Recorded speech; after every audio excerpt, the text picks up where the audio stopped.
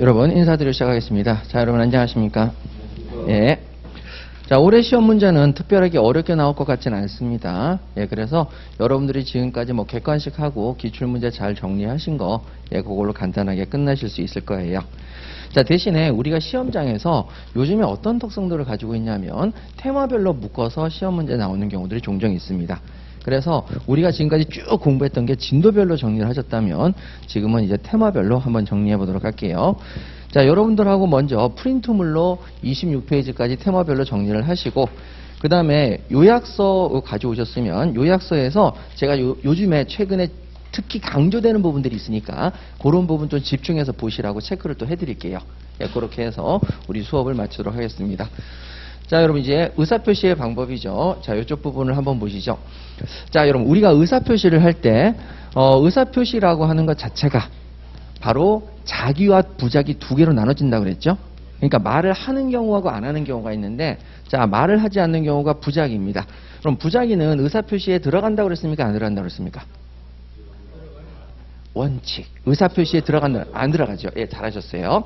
부작위는 말을 하지 않는 거니까 의사표시에 들어가지 않는데 무엇이 있을 때 의사표시로 들어간다고 그랬죠? 고지의무입니다. 그래서 부작위에 의한 의사표시가 나오는데 그때 고지의무가 반드시 필요합니다. 그러니까 부작위에 대한 의사표시가, 부작위가 의사표시가 되기 위해서는 반드시 뭐가 필요하다? 고지의무가 필요하죠. 고지의무가 있는데 말을 안 하니까 그때는 의사표시가 되는데, 그러면 첫 번째 시험에 나올 수 있는 게 고지의무는 언제 생기겠습니까? 요게 이제 첫 번째 나올 수가 있습니다. 그래서 우리 시험에서도 나왔죠. 그래서 첫 번째가 법령이고요.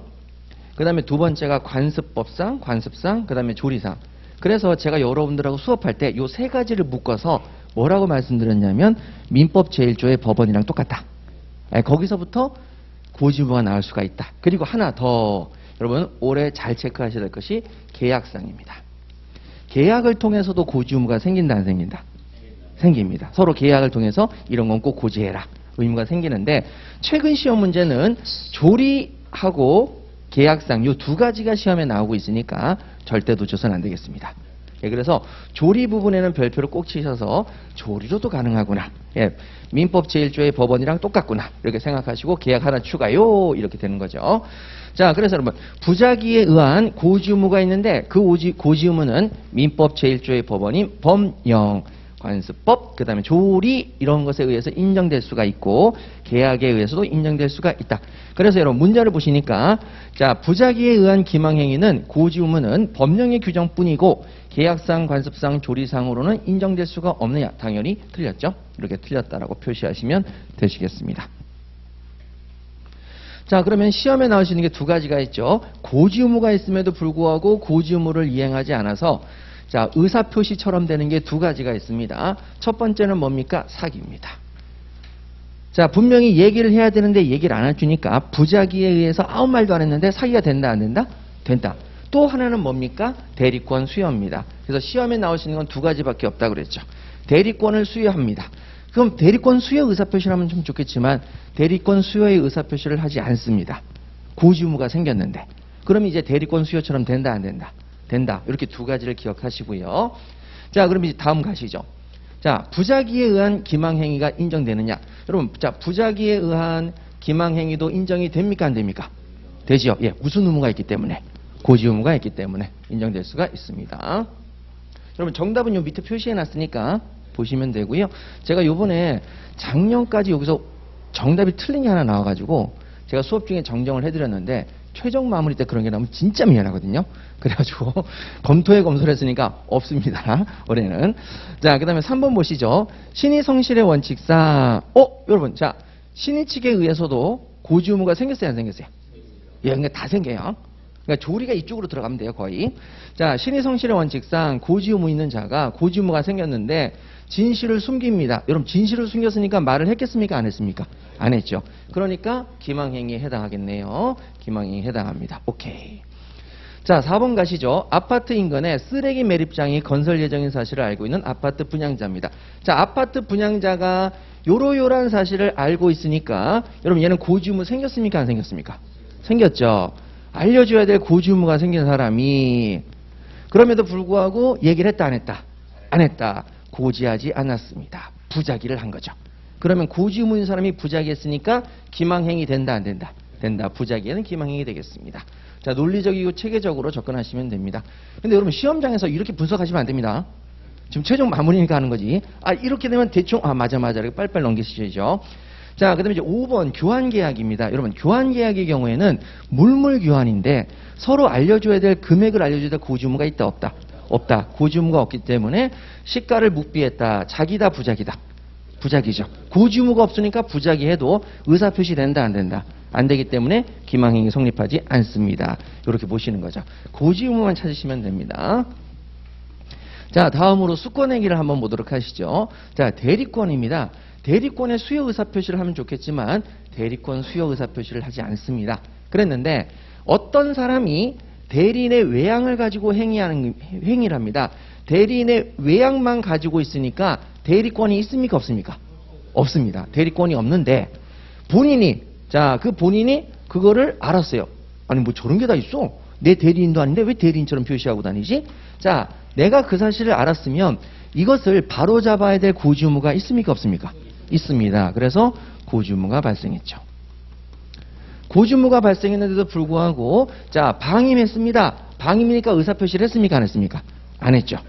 그럼 여러분 이건 당연히 고지의무인 사람이 의사표시를 안 했기 때문에 걔는 대리권 수요가 돼버린다 안 돼버린다? 돼버린다. 그래서 본인의 대리권 수요가 추단되겠습니다. 맞습니다.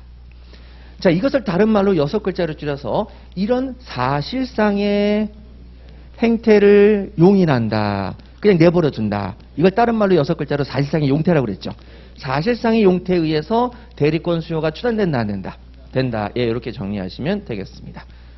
자, 그렇게 해서 여러분 일단 부작위 부분을 정리를 하셨고요. 자, 이제는 의사표시를 하는 자기 부분을 들어가도록 할게요. 객관식도 이렇게 하면 참 제일 낫겠죠. 근데 객관식은 밑줄을 그어야 되니까 보시고 밑줄 긋고 이게 왔다 갔다 하시는 게 불편해서 일부러 하지 않았습니다. 최종 마무리 때는 밑줄을 그을 필요는 없으니까요. 자, 그럼 이제 다음 갈게요. 자, 로마자 이번에 자기입니다. 의사표시를 했습니다. 그럼 의사표시를 할 때 원칙적으로 명시적으로 해야 됩니까? 묵시적으로 해야 됩니까? 명시, 묵시 모두 가능합니까? 명시, 묵시가 모두 가능합니다. 그러면 원칙은 여러분 항상 기억해 두시고 예외로서 어떤 판례가 하나 있느냐? 사실 예외 판례가 제가 여러분들에게 없다고 가르쳐 드렸잖아요. 사실 하나가 있습니다. 근데 그건 우리의 시험에 안 나올 겁니다. 그래서 신경 쓰지 마세요. 그러면 여러분 예외 판례는 없다라고 생각하시고 의사표시는 항상 명시적으로 묵시적으로 모두 할 수 있다 없다? 있다. 이렇게 기억하시면 되죠. 자, 그럼 보시죠. 미성년자의 법률행위를 법정대리인이 동의합니다. 자, 미성년자가 법률행위를 한다. 미성년자가 직접 의사표시를 할 때 법정대리인의 동의가 필요하지요.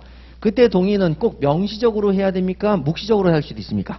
묵시적으로 할 수 있습니다. 그럼 동의를 한 것이죠. 자, 동의를 했기 때문에 더 이상 취소할 수 있다 없다? 없다. 이렇게 정리하시면 끝나는 거죠. 그래서 여러분 포인트가 묵시적도 가능하다. 이렇게 정리하시면 되겠습니다. 자, 그럼 이제 2번 보시죠.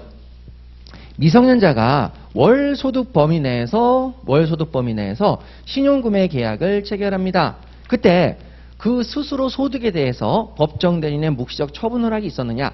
자, 법정대리인의 처분 허락, 묵시적 처분 허락이 있었느냐라는 거죠. 자, 한번 보시죠. 여러분 우리가 미성년자가 월 소득이 생기는 범위가 두 가지가 있죠. 하나는 용돈을 받는 게 하나 있고 하나는 알바를 뛰는 게 하나 있습니다. 그러면 용돈을 쓰는 범위 내에서는요. 당연히 어머니가 써도 좋다라는 처분 행위가 있었겠죠. 그런데 여기서 알바는요. 엄마한테 가서 허락을 받을 때 엄마 나 이 돈 써도 돼라고 허락을 받습니까? 알바 뛰어도 돼라고 허락을 받습니까? 알바 뛰어도 돼라고 허락을 받으니까 절대 돈을 쓰는 부분에 대해서 명시적으로 얘기하신 적은 없거든요. 근데 엄마가 그래 네가 그 알바 뛰어? 라고 했으니까 알바 뛰라는 얘기는 네 소득 범위 내에서 스스로 쓰는 거 명시적이지 아니지만 묵시적으로 처분 허락을 해줬다 안 해줬다? 해줬다. 예, 그래서 묵시적 처분 허락이 있었다라고 볼 수 있죠. 그래서 없다고 그래서 틀렸네요. 정리하시면 됩니다. 자, 그 다음에 세 번째죠. 자, 세 번째. 여러분 여기 수권행위는 대리권 수여인데 자, 의사표시로 너 대리인해 이라고 명시적으로 할 수 있지만 묵시적으로도 된다 안 된다? 된다. 예, 묵시적으로 되는 거죠. 여러분 묵시는 부작위가 아닙니다. 자기죠. 묵시적 의사표시를 할 수 있습니다. 그 다음에 대리인이 본인을 위한 것임을 위해서 현명을 합니다. 현명도 의사표시니까 명시, 묵시 모두 된다, 안 된다? 된다. 그래서 묵시적으로도 할 수 없다? 어머, 틀렸죠. 묵시적으로 할 수 있습니다. 이렇게 정리하시면 되겠네요. 자, 그러면 다음으로 가시죠. 본인의 승낙에 기초한 임의대리인의 복임권 행사. 여러분, 자, 임의대리인이 복대리인을 선임하는 게 복임권 행사인데 이때 의사표시도 묵시적으로 할 수 없습니까? 있습니까? 있어요. 예, 그래서 묵시적 승낙도 가능합니다. 그러니까 여러분, 이게 쭉 그냥 모아서 보시니까 시험장에서 이런 부분에 더 이상 주저하시면 절대 안 됩니다. 자, 그 다음에 무권대리 행위의 추인입니다. 자, 무권대리 행위의 추인을 하는 건데 추인도 의사표시죠. 명시적으로 꼭 해야 됩니까? 묵시적으로도 가능합니까? 묵시적으로 가능하죠. 명시적인 방법으로만 할 수 있다. 이거 무슨 소리야? 틀렸다. 이렇게 바로바로 체크해 주시면 되겠습니다. 그 다음에 무효행위의 추인입니다. 자, 여기 무권대리 추인이고 여기 무효행위 추인이죠. 자, 추인 대 의사표시는 명시, 묵시 모두 된다, 안 된다? 된다. 예, 그래서 맞는 지문이 되겠죠. 절대 이런 부분 틀리시면 안 됩니다. 지금 예상 문제도 있지만 기출 문제도 있습니다. 예, 그러니까 이렇게 시험에 나올 수 있는 부분들은 전혀 주저하시면 안 돼요. 이런 것들은 거저 주는 문제니까. 자, 그럼 이제 우리 민총에서 서면 구두입니다. 우리는 의사표시를 할 때 서면으로도 할 수 있고 구두로도 할 수 있는 게 원칙이죠. 그런데 예외 규정으로 반드시 서면으로 해야 된다라는 것은 민법의 규정을 둔다, 안 둔다? 둔다. 아직 시험에 안 나왔지만 우리가 법인을 설립할 때에는 정관을 작성해야 되거든요. 정관을 작성해서 목명사자, 이사전 이런 거 써야 되잖아요. 구두로 한다, 서면으로 한다? 예, 서면으로 하도록 되어 있습니다. 그러기 때문에 이것만 예외적으로 서면이 되고 나머지 의사표시는 전부 서면 구두 다 된다, 안 된다? 된다. 예, 민총에서는 그 정도 공부하시면 충분하십니다. 자, 그럼 다음으로 갈게요. 자, 다음이 재판상, 재판 외. 자, 모든 의사표시는 재판으로 할 수도 있고 재판 외로도 할 수 있습니다. 그런데 재판 외로만 해야 된다. 죄송합니다. 재판상으로만 해야 된다라고 예외를 규정하는 것은 민법에 예외 규정을 두는 거죠. 원래 물권에서 하나가 있고 채권에서 하나가 있는데, 자, 물권은 시험에 나올 가능성이 거의 없고, 자, 채권편에서 나올 수 있는 것은 요겁니다. 채권자 취소권이죠. 여러분, 요 채권자 취소권은 취소권이 아닙니다. 취소권은 요 위에 있는 거죠. 전혀 다른 거죠. 요거 헷갈리게 만드는 게 시험의 포인트입니다. 그래서 아직까지 요 밑에 부분은 안 나왔지만, 그래서 요 위랑 한번 비교해 보시는 거죠. 자, 제한 능력자의 취소권입니다. 자, 민총에서 나오는 취소권이고, 채권자 취소권은 요거 채권에 나오는 별도의 규정입니다.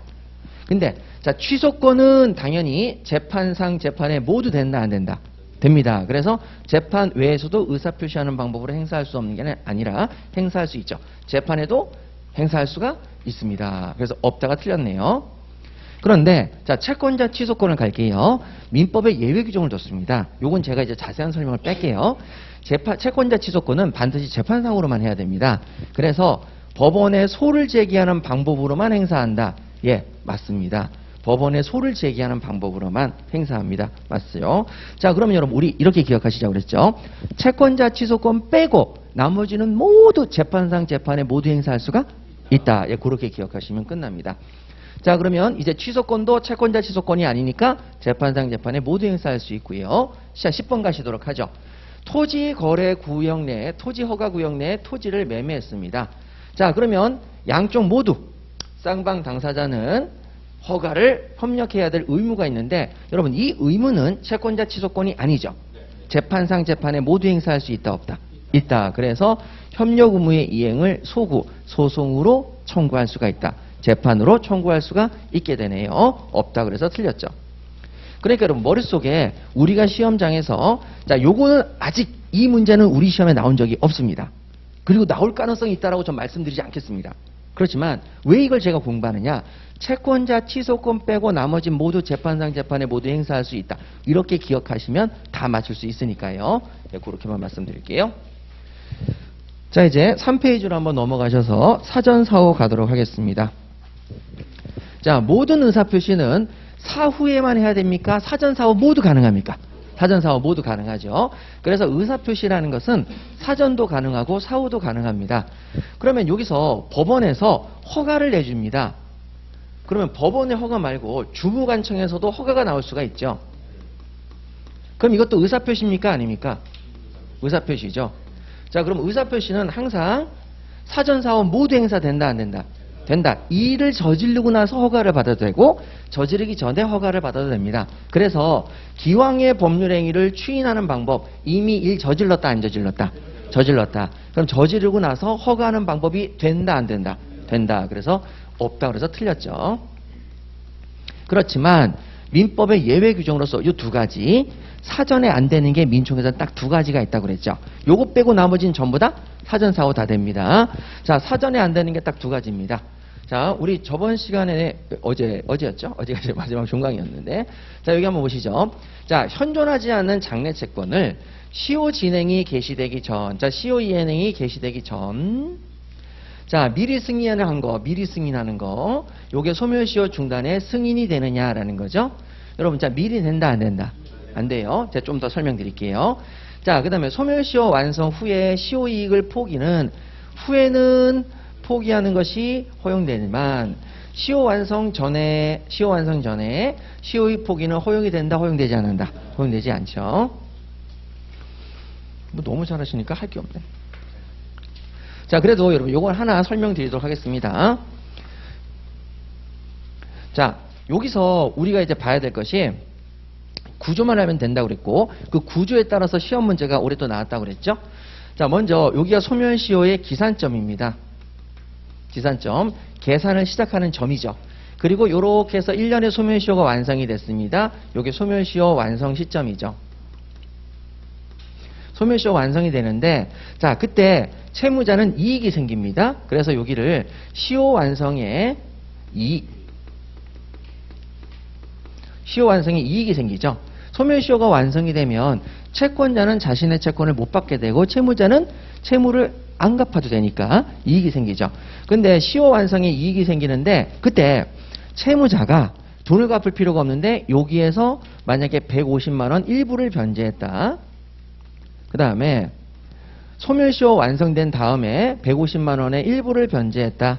자, 이렇게 된다면 채무자가 돈을 갚을 필요가 없는데 돈을 갚았죠. 그 다음에 여긴 갚아야 되는데 갚았죠.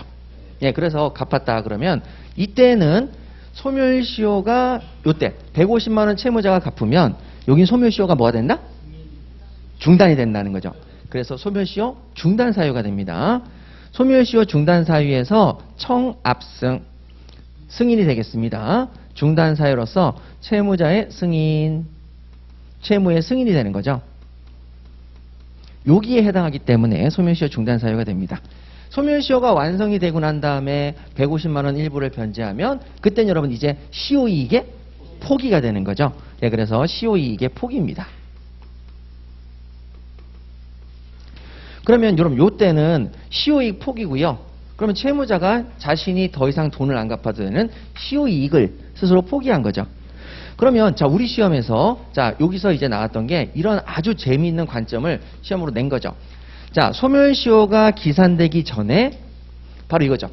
소멸시효가 진행이 개시되기 전에 요때입니다. 요때 소멸시효가 기산되기 전에 요때 아무리 돈을 갚아도 소멸시효가 진행을 안 하니까 중단이라는 단어를 쓸 수가 없습니다. 그래서 사전은 안 된다라는 거죠. 그래서 미리 승인하는 건 소멸시효 중단의 승인이냐? 아니다. 뭐 진행이 되어야만 중단을 하는데 진행된 적이 없죠. 그래서 중단이 안 된다. 자, 그 다음에 요게 시험에 나왔죠. 요것도 시험에 나왔죠. 소멸시효가 완성된 후에 돈을 갚으면 시효이익의 포기죠. 근데 소멸시효가 완성되기 전에 돈을 갚으면 시효이익 포기다 아니다? 아니죠. 그래서 시효이익 포기는 미리 갚을 수 없다. 근데 여기서 이제 시험 문제 나온 게 다른 데서 안 나왔는데 우리 시험만 나왔죠. 그러면 소멸시효 완성되기 전에 갚았던 건 그러면 뭐냐? 소멸시효의 중단이다. 소멸시효 중단이 되는 거죠. 그래서 소멸시효 완성 전에 일부를 갚으면 소멸시효 중단의 채무 승인이 될 뿐 시효이익 포기다 아니다? 아니다. 이렇게까지 꼼꼼하게 우리는 준비하셔야 되겠습니다. 그래서 시효 완성 전에 시효이익 포기를 허용하지 않는다. 왜? 요것이 뭐가 되기 때문에? 소멸시효의 중단이 되기 때문에, 소멸시효 중단이 되기 때문에 이건 시효이익 포기가 아니다. 소멸시효 중단이 될 뿐이다. 요렇게까지 완벽하게 준비를 하셔야 되겠습니다.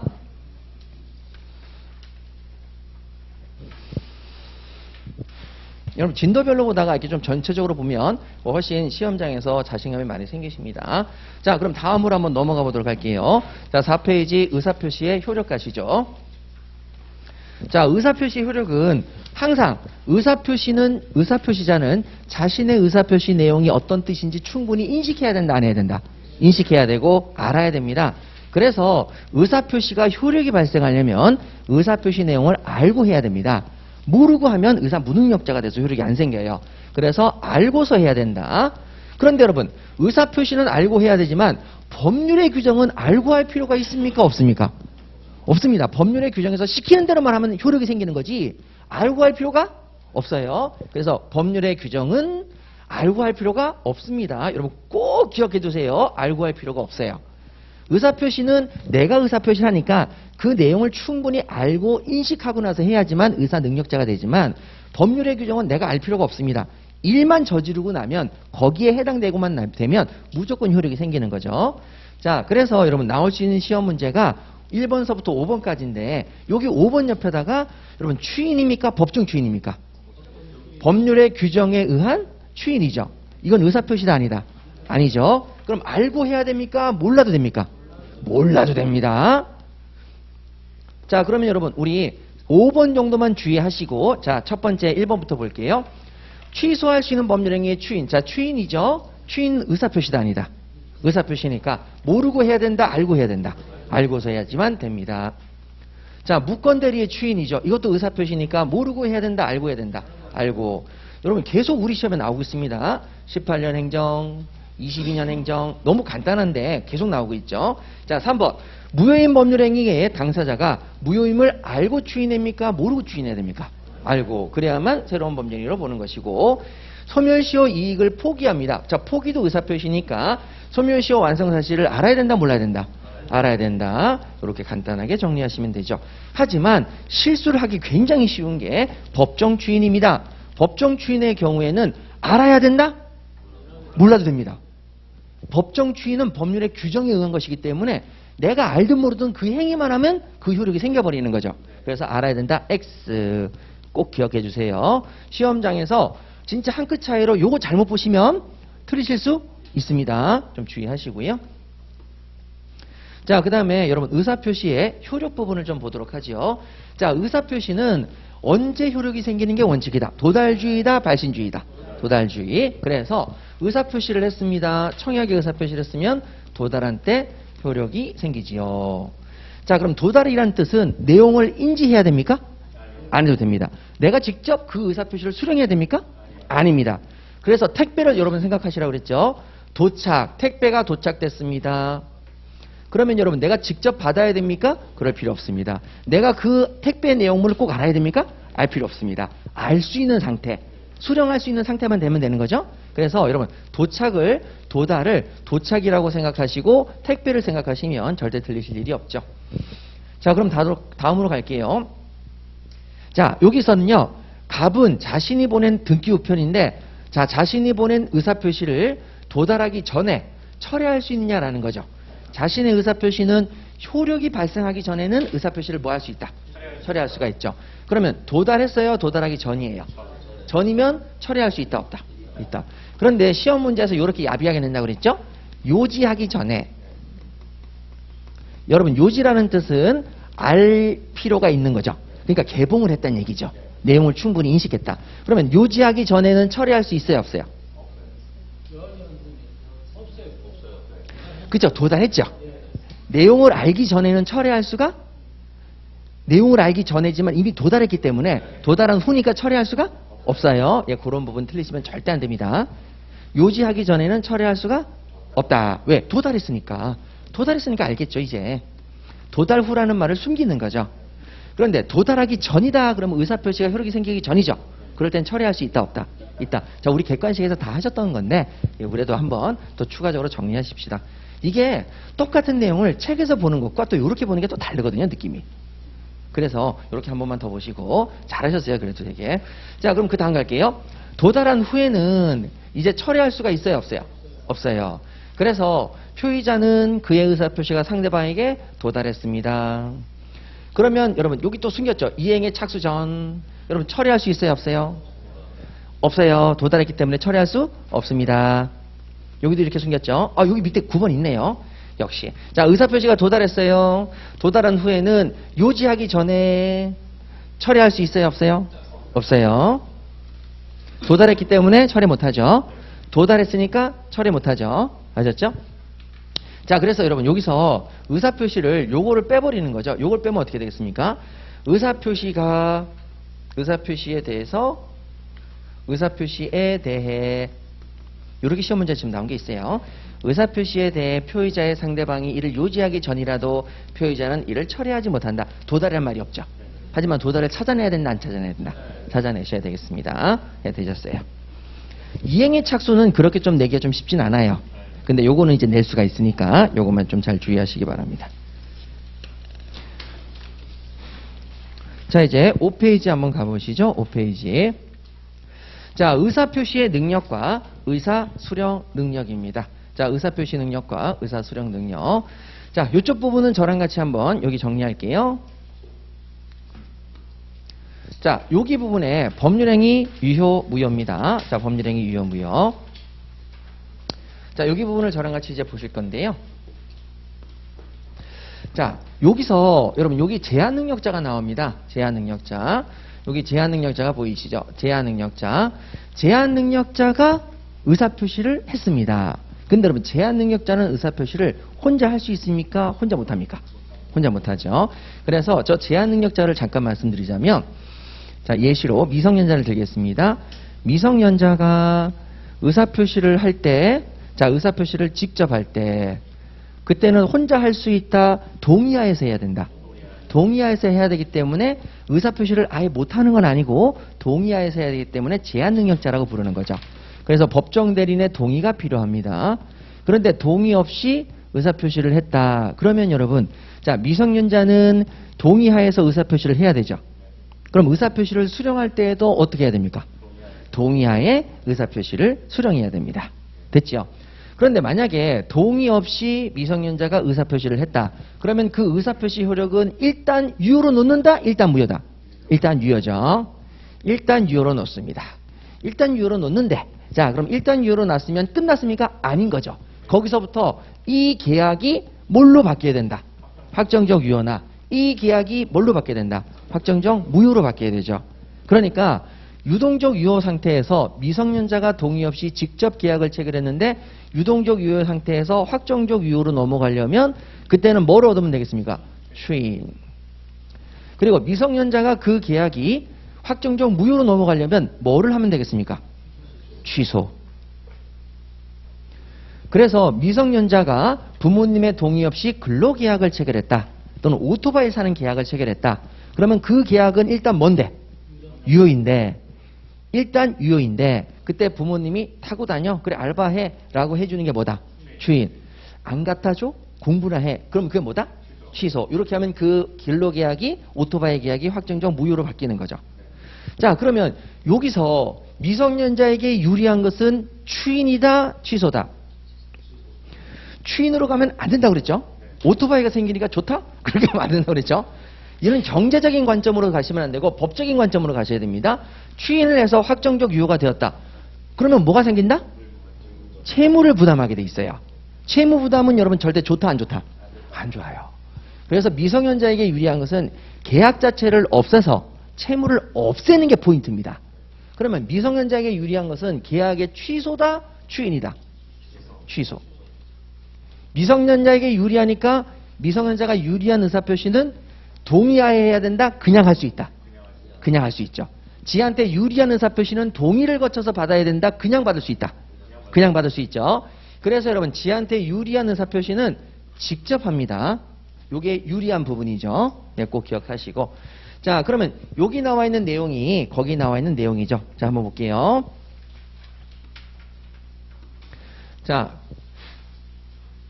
미성년자가 한 법률행위입니다. 여러분, 자, 미성년자가 의사표시를 직접 했다, 안 했다? 했다. 미성년자가 직접 한 법률행위, 의사표시는, 자, 일단 유효 상태인데, 자, 그러면 취소할 수 있어요, 없어요? 지한테 유리하니까 단독으로 취소할 수 있어요, 없어요? 있어요. 그래서 동의 없이도 단독으로 취소할 수 있습니다. 없다? 틀렸네요. 이렇게 이제 기억하십니다. 자, 그러면 여러분, 우리 요 표에서 보이는 것은 취소는 동의하에서 해야 된다, 단독도 가능하다. 단독도 가능하다. 지한테 유리한 이쪽은 단독이 가능합니다. 민법의 규정의 체계죠.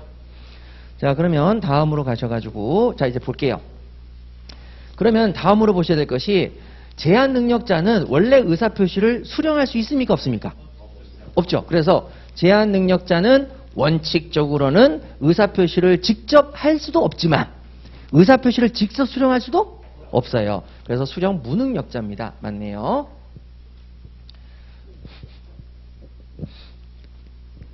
자, 그 다음에 이제 3번이죠. 자, 의사표시의 상대방이 의사표시를 받을 때 제한 능력자입니다. 자, 제한 능력자라면 걔는 의사표시를 받아요, 못 받아요? 못 받죠. 걔는 의사표시를 못 받는데 걔한테 의사표시를 했다라고 대항할 수 있겠어요? 없겠어요? 내 의사표시 했잖아 하고 주장할 수가 없는 거죠. 주장할 수 없다.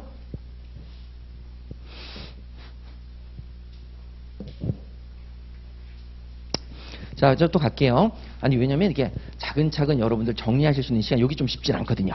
그래서 차근차근 정리할 수 있는 시간 가지고 천천히 진입을 합니다. 또 쉽게 하실 수 있는 분 쉽게 하는데. 자, 그럼 다음 갈게요. 미성년자에게 매매 계약의 취소의 의사표시가 도달합니다. 여러분, 취소의 의사표시가 도달했어요. 미성년자는 스스로 단독으로 취소할 수 있어요, 없어요? 그럼 의사표시를 받을 때 자기한테 유리한 의사표시는 직접 받을 수 있어요, 없어요? 그러면 선생님, 미성년자의 취소의 의사표시가 도달했다는 얘기는 뭡니까? 누군가가 취소를 했겠죠? 예, 법정 대리인이 취소한 겁니다. 엄마가 취소했어? 이렇게 얘기하는 거죠.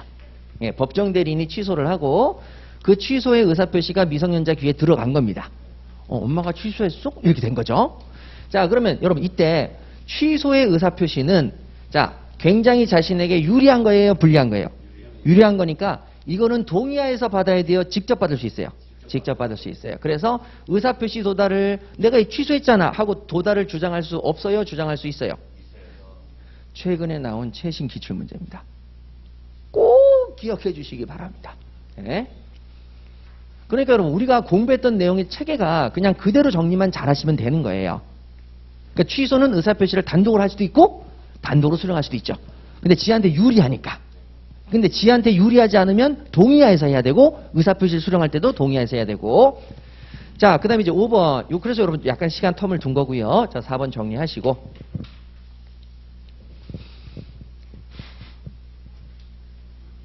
자, 되셨고요. 자, 그러면 여러분 여기서 요거는 이제 제한 능력자에게 직접 한 겁니다. 의사표시를 제한 능력자가 직접 받은 거예요. 자, 이제 5번 갈게요. 의사표시를 받은 사람이 제한 능력자입니다. 의사표시의 상대방이 또 제한 능력자네요. 맞아요. 그랬는데 그 법정 대리인이 그 도달한 사실을 알았어요. 그러면 이건 제한 능력자에게 의사표시를 했다고 봐야 됩니까? 대리인에게 했다고 봐야 됩니까? 대리인에게 했다고 봐야죠. 대리인은 의사표시를 직접 할 수도 있고 직접 수령할 수도 있죠. 그러니까 대리인에게 했으니까 의사표시 효력을 주장할 수가 있겠네요.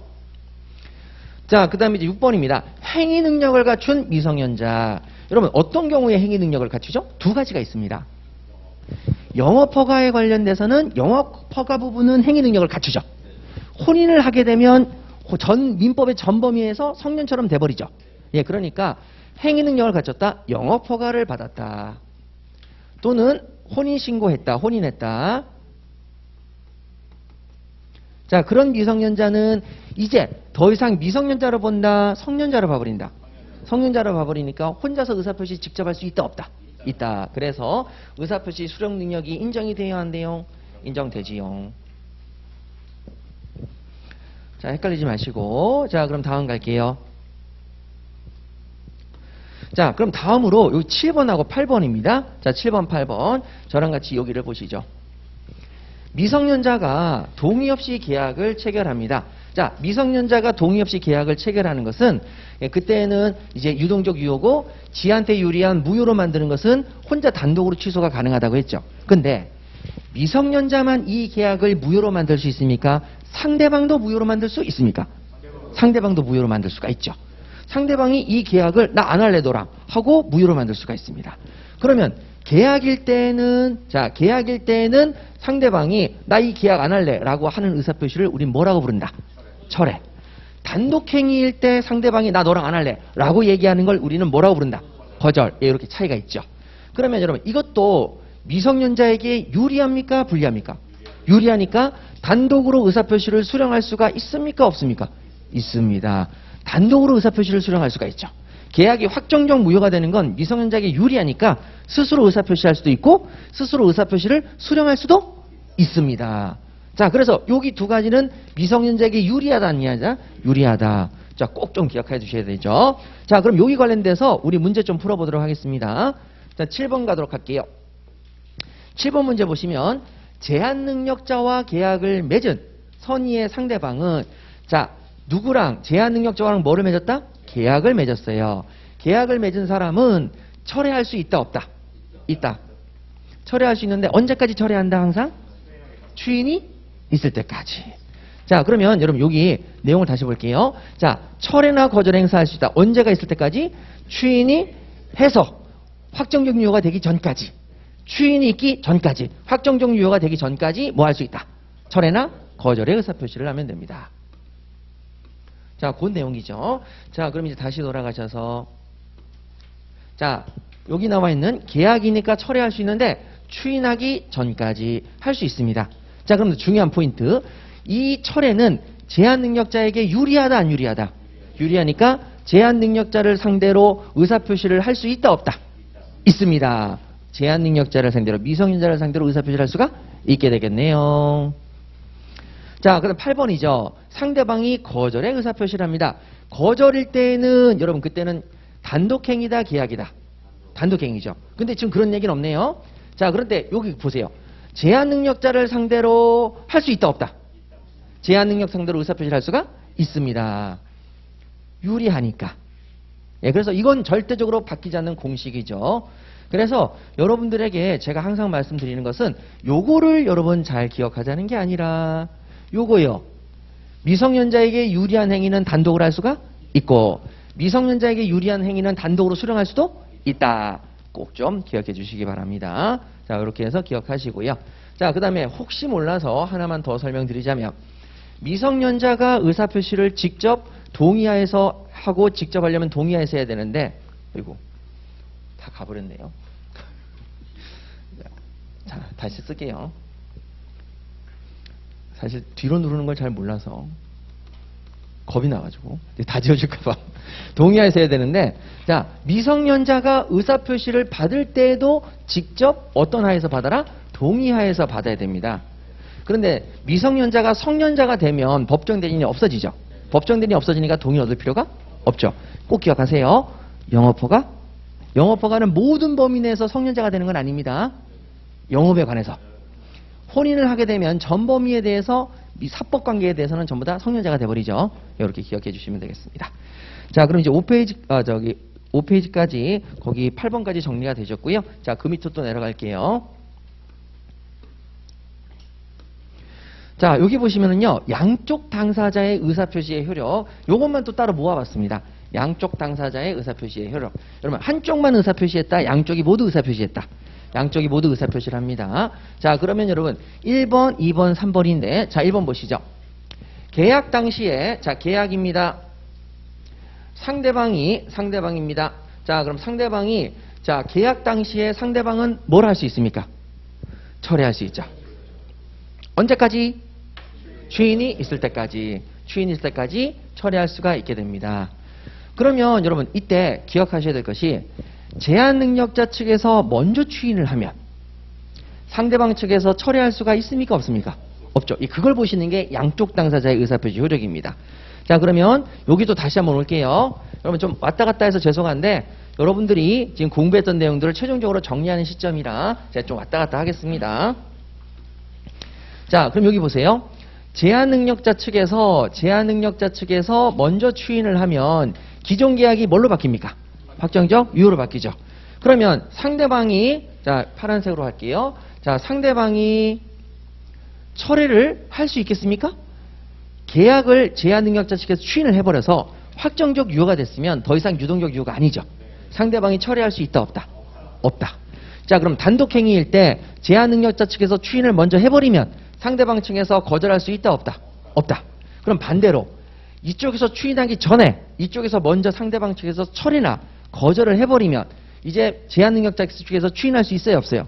없죠. 예, 그런 가장 기본적인 공식을 여러분 다시 한번 확인하시는 겁니다. 자, 그럼 여기 또 갈게요. 자, 이제 2번 보시면은 미성년자의 취소할 수 있는 단독 행위를 추인이 있을 때까지, 여러분, 자, 추인이 있을 때까지 상대방은 뭐 할 수 있다? 거절. 그러면 추인을 하게 되면 거절할 수 있다, 없다? 없다. 이렇게까지 정리하시면 끝나시겠죠. 자, 여러분, 이건 틀리시면 안 되고요. 자, 대신에 요거 이제 그거에 너무 매몰되니까 여러분들이 항상 틀리시는 게 이 3번입니다. 여러분 절대적으로 여러분 이거 별표 치시고 이거 시험장에 틀리시면 안 돼요. 자, 제일 먼저 제한 능력자와 맺은 계약입니다. 자, 계약일 때는 철회가 나와야 된다, 거절이 나와야 된다. 철회죠. 거절 틀립니다. 이거 자꾸 틀리세요. 너무 가슴이 아픕니다. 그러니까 계속 틀리시니까 계속 가슴이 아파요. 그러니까 시험장에서만 안 틀리시면 될 것 같습니다. 그래서 여러분, 자, X. 자, 그러면 언제까지? 추인하기 전까지. 여러분, 자, 이거 제한능력자가 추인했습니까? 제한능력자 측입니까? 측이죠. 그러니까 제한능력자 측이니까 권리가 있는 사람이 추인했다는 얘기입니다. 그러니까 제한능력자 측입니다. 자, 추인하기까지, 그죠? 추인하기까지 상대방은 이를 철회할 수 있다고 가셔야 됩니다. 그래서 자꾸 1번, 2번을 자꾸 머릿속에 넣으시고 이 경우에는 어떻게 될까 했는데 갑자기 할 수 있는 거 아니야? 이렇게 해서 문제를 틀리시는 경우가 되게 많아요. 예, 철회나 거절이냐? 이거 좀 잘 봐주시고요. 자, 그 다음에 6페이지로 넘어가도록 하죠. 자, 6페이지입니다. 자, 매매계약이 적법하게 해제가 됐습니다. 해제가 된 후에도 착오를 이유로 취소할 수가 있느냐라는 부분이죠. 자, 여기도 여러분 저랑 같이 한 장짜리 표를 보시면서 정리 한번 해보도록 하죠. 자, 한 장짜리 표에서 요걸 좀 지우고, 여러분 해제라는 단어는 어디서 나온다 그랬죠? 해제. 해제. 해제는 계약이 어느 경우를 전제로 하는 겁니까?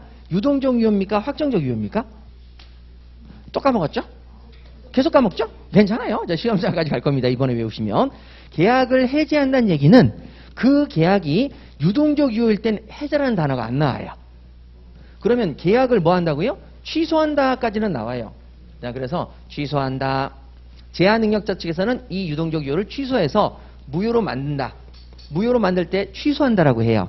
상대방 측에서는 계약일 땐 철회, 단독행위일 땐 거절이라고 얘기를 해요. 그때 이 철회나 거절하면 계약이 뭐가 돼버린다? 확정적 무효가 됩니다. 이렇게 여러분 제가 알려드리는 걸 사실은 다른 시험 준비하시는 분들 이만큼은 몰라요. 그러니까 여러분들이 제일 꼼꼼히 잘 알고 있는 거거든요. 근데 여기서 한 걸음 더 나아가서 여러분 해제라고 하는 것은 계약이 어떤 상태에서 나온다? 확정적 유효일 때 나오는 단어입니다. 확정적 유효일 때 채권자와 채무자가 비로소 발생한다고 그랬죠. 그럼 확정적 무효니까 채무자가 발생하니까 채무자가 채무를 제대로 이행하면 되는데 제대로 이행한다, 안 한다?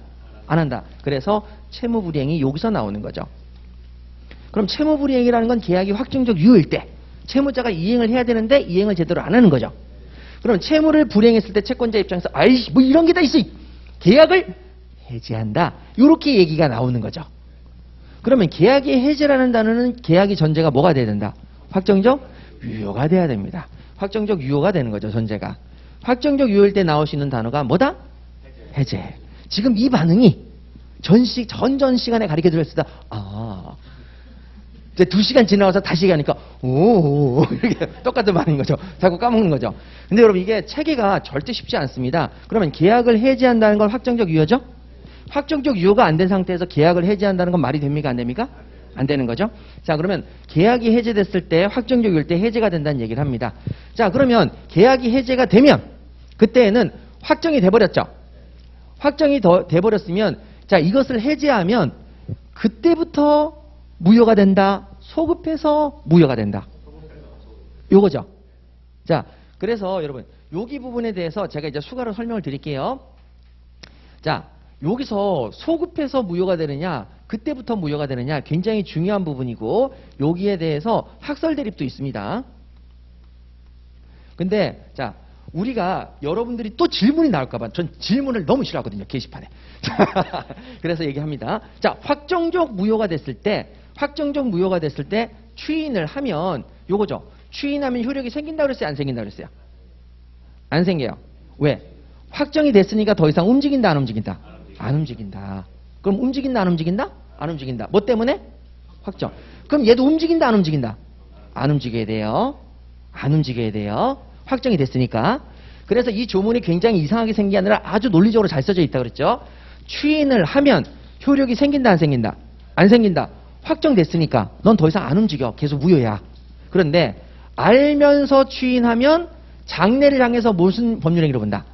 새로운 법률행위로 본다. 그러니까 넌 움직이지 않으니까 넌 그냥 그대로 평생 무효로 살아 이 자식아. 그리고 지금서부터 새로운 법률행위 할 거야.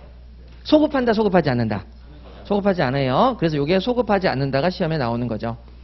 그러면 여러분 이것도 소급해야 돼요? 소급하지 않아야 돼요? 소급하지 않아야 돼요. 원칙은 소급하지 않아야 돼요. 확정이 됐으니까. 하지만 판례가 얘기합니다. 소급하자. 예외예요 아니에요?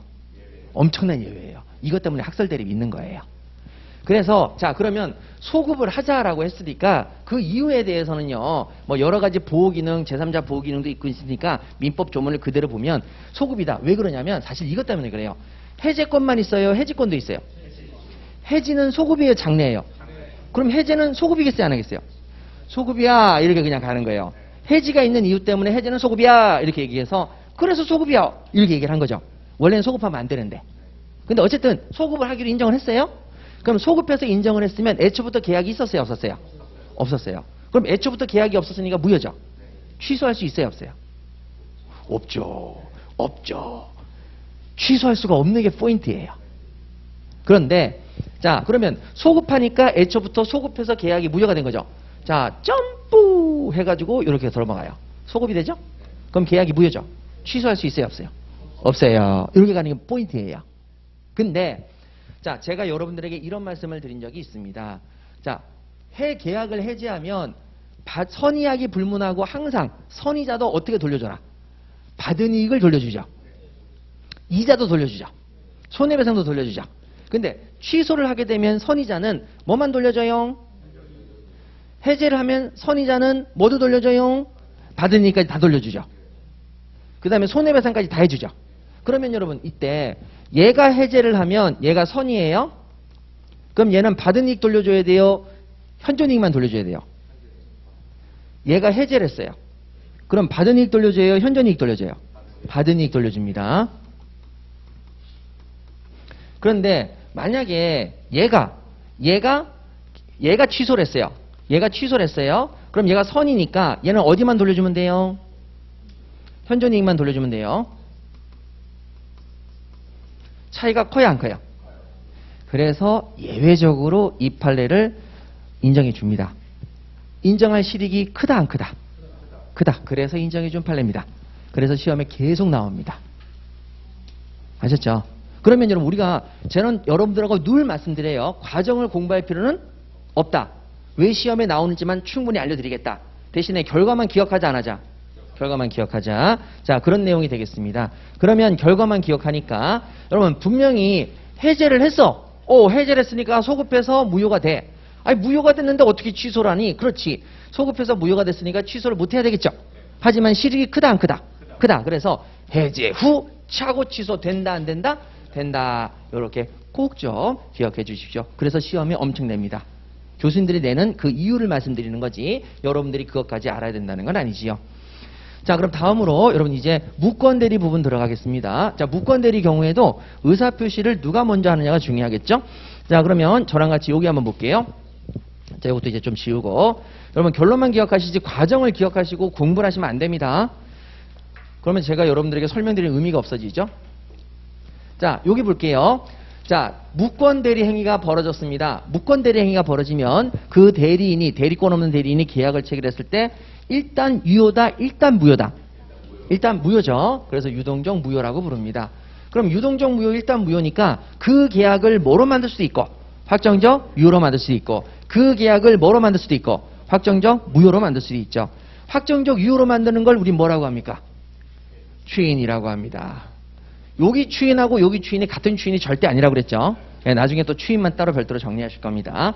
자, 그 다음에 유동적 무효를 확정적 무효로 만드는 걸 뭐라고 그럽니까? 추인? 거절이죠. 그 다음에 상대방이 유동적 무효인 계약을 확정적 무효로 만드는 걸 뭐라고 그럽니까? 철회죠. 이 철회하고 이 철회가 또 같은 철회가? 아닙니다. 아닙니다. 전혀 다른 철회죠.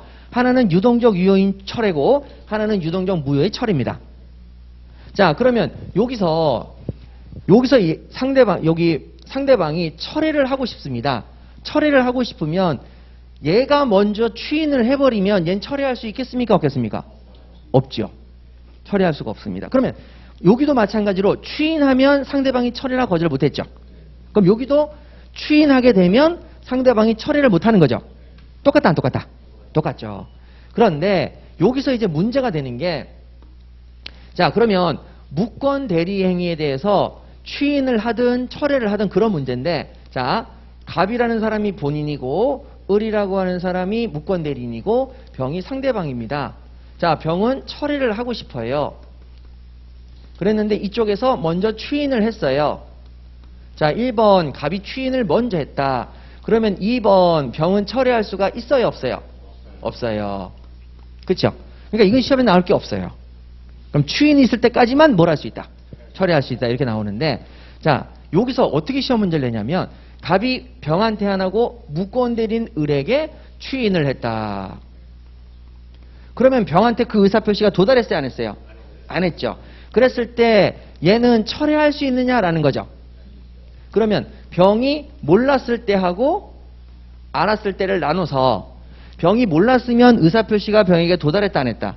안 했다. 그러면 병은 철회할 수가 있다. 이렇게 가는 거죠. 근데 그 의사표시가 을에게 추인했다는 사실을 병이 알았다. 그럼 병이 도달했다, 안 했다? 도달했죠. 도달했기 때문에 이제 병이 철회할 수가 없다. 이렇게 되는 거죠. 그냥 공식처럼 기억하시면 그냥 끝나는데, 그래도 문제를 통해서 한 번만 더 확인해 보도록 하겠습니다. 자, 문제 한번 보시죠. 자, 그럼 여기도 3번의 무권 대리인데, 여러분 여기 보시게 되면, 자, 본인이 누구에게 추인했는지 잘 보세요. 본인이 추인을 했는데, 아이고, 무권 대리인에게 했습니다. 상대방이 그 사실을 알았어요, 몰랐어요? 몰랐습니다. 몰랐으니까 도달했다, 안 했다? 안 했다. 그래서 상대방이 뭐 할 수 있다? 철회할 수 있습니다. 철회가 가능해야 되겠죠? 없다. 그래서 틀렸네요. 자, 그 다음에, 자, 본인이 했습니다. 무권 대리인에 대해서 추인을 했습니다. 무권 대리인에게 추인했죠. 그런데 상대방이 그 사실을 알았다, 몰랐다? 그쵸? 알기 전까지, 야비하다. 이러면 알았다, 몰랐다? 몰랐다. 몰랐으니까 그때는 철회할 수 있다, 없다?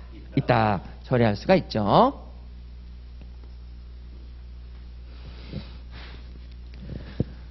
자, 그 다음에 여러분 7번 문제가 여러분들이랑 문제를 풀면서 막 웃었던 거죠. 자, 무권 대리 행위에서 본인이 추인을 거절했습니다. 여러분 본인이 추인했다, 추인을 거절했다? 추인을 거절했죠. 그러면 이제 요 그림이 되는 거죠. 본인이 추인했다, 추인을 거절했다? 추인 거절했습니다. 추인을 거절했으면 상대방이 철회할 수 있다, 없다?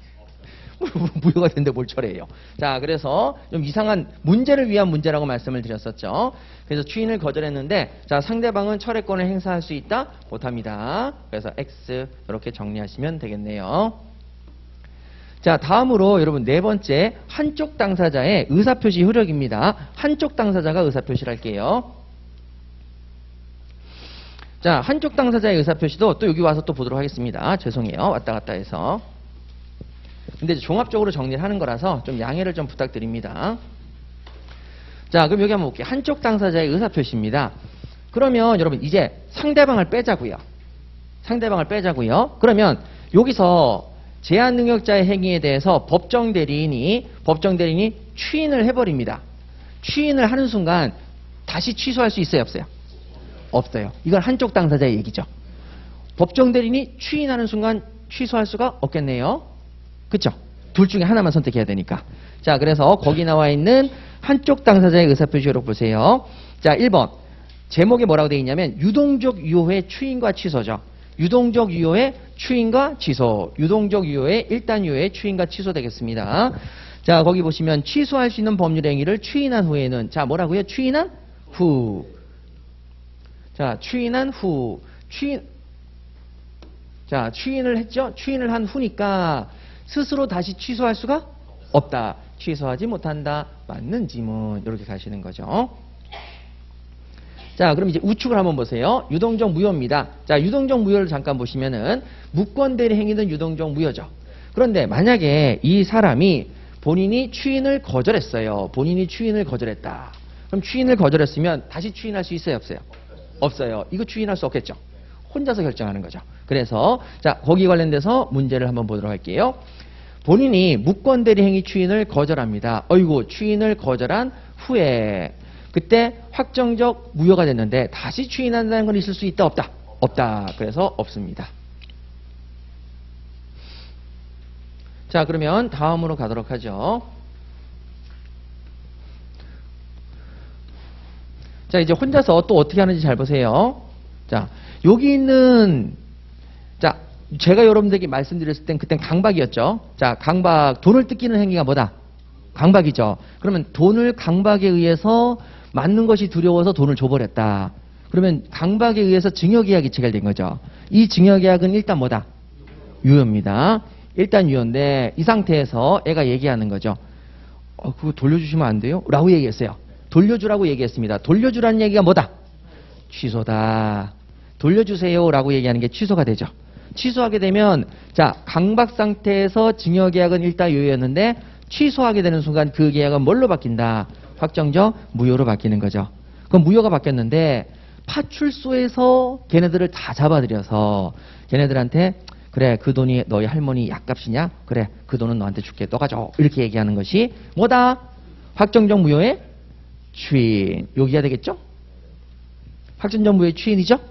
그러면 여러분 그때 추인한다고 효력이 생기는 게 아니라 알면서 추인하면 새로운 법률행위로 본다. 자, 그때 추인하는 순간부터 그 증여계약이 확정적 유효로 새롭게 시작하는 겁니다. 네, 새롭게. 자, 그래서 거기 관련되어 있는 내용.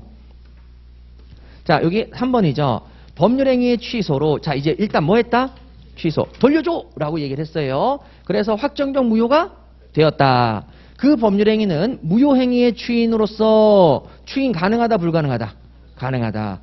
X죠. 자, 그러면 여기 위에 1번하고 3번을 잘 비교해 보세요. 1번하고 3번.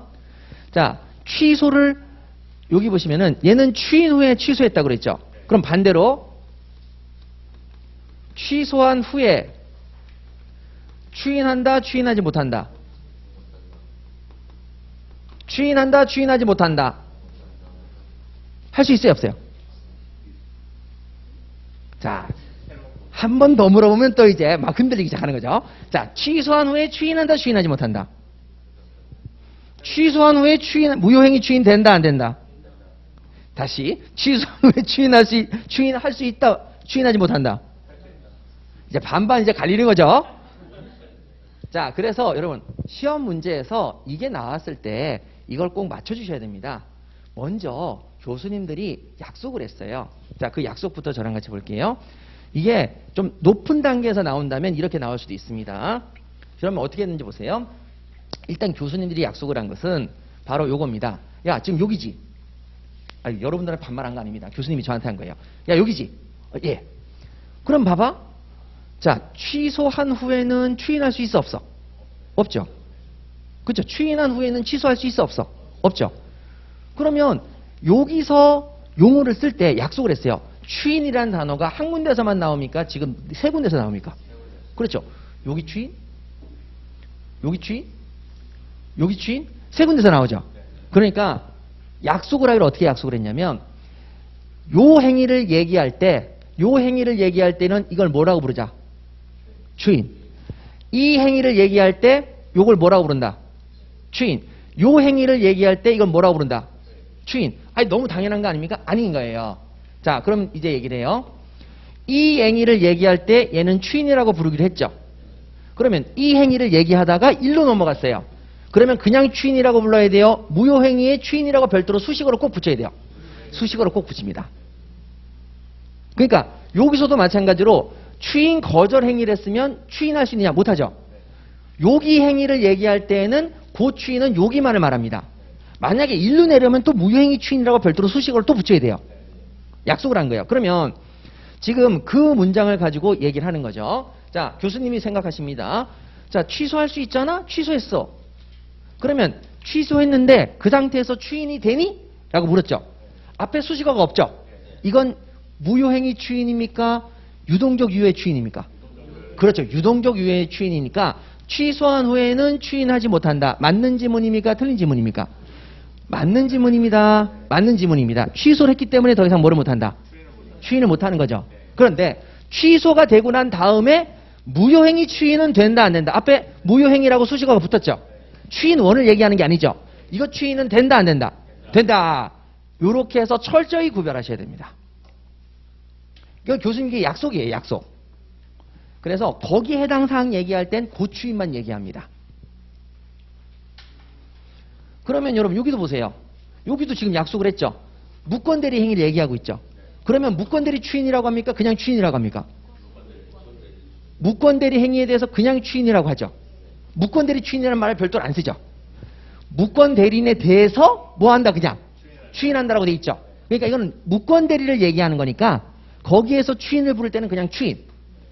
취소할 수 있는 행위를 부를 때는 또 뭐? 취소할 수 있는 행위를 얘기할 때는 거기서 또 추인원이 그냥 추인. 무효행위 추인을 할 때에도 그냥 추인이라고 해요. 근데 그게 아니라 기존에 얘기하고 있던 범죄의 범위를 넘어서서 얘기를 할 때에는 반드시 수식어를 붙여서 어떤 추인인지 명시해준다 안 해준다? 명시한다. 자, 꼭 기억하시기 바랍니다. 자, 이렇게 정리하시면 돼요. 그럼 여러분 다시 한번 볼게요. 여러분들이 여기 부분을 제가 여러분들이 충분히 이해하실 수 있다고 생각을 하지만 이건 저의 쓸데없는 노파심입니다. 왜 그런 게 있나요? 아, 있어요. 어쩔 수가 없어요. 직업사. 자, 그럼 여기도 보세요. 지금 제한 능력을 얘기했죠.